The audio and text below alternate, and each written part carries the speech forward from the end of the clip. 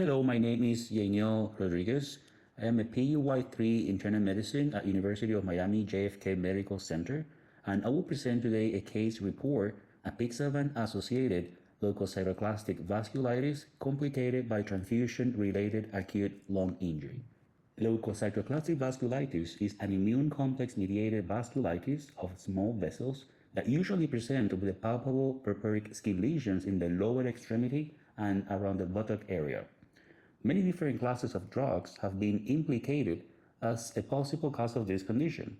However, apixaban is only described in a few case reports as the potential cause. Here, we describe a case of apixaban-associated leukocytoclastic vasculitis complicated with a transfusion-related acute lung injury.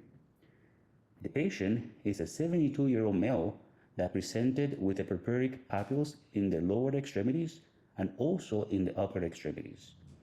His past medical history was significant for chronic atrial fibrillation on apixaban, heart failure with reduced ejection fraction, hypertension, diabetes type 2, chronic kidney disease, and chronic anemia.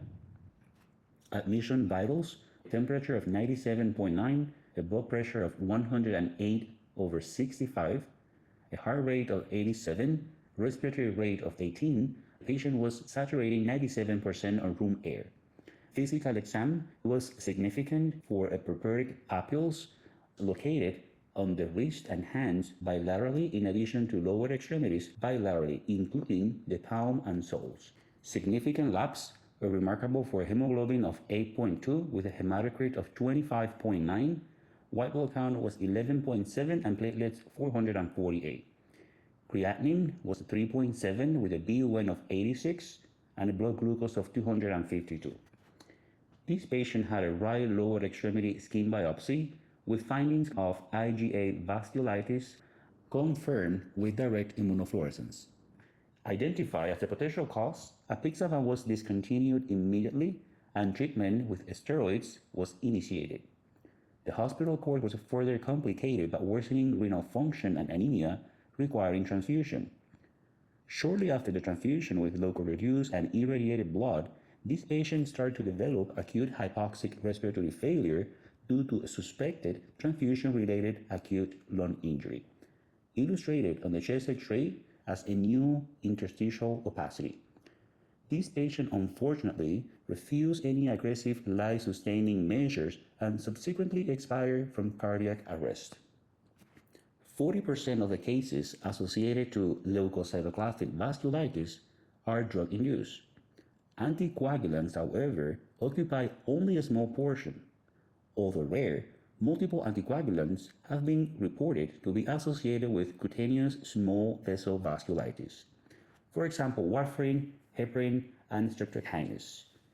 The time to onset of rash after exposure to the offending agent is variable. Most cases present within 1 to 2 weeks. However, in some cases, it describes the appearance of the rash after months to years of use.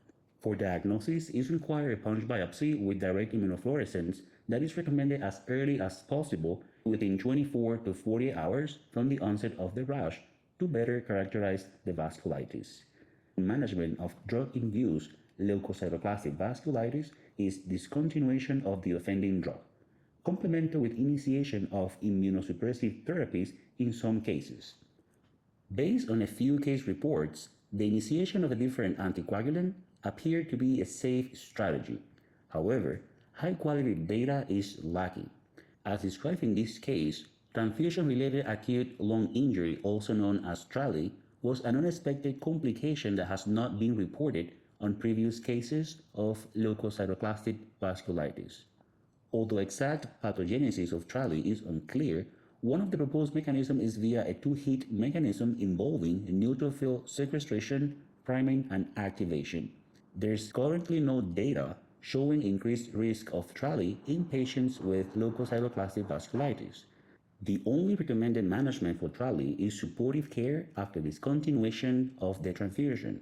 Since TRALI is the leading cause of transfusion-related fatalities, further studies are recommended to determine the pathophysiology and proper management of such complications. Thank you.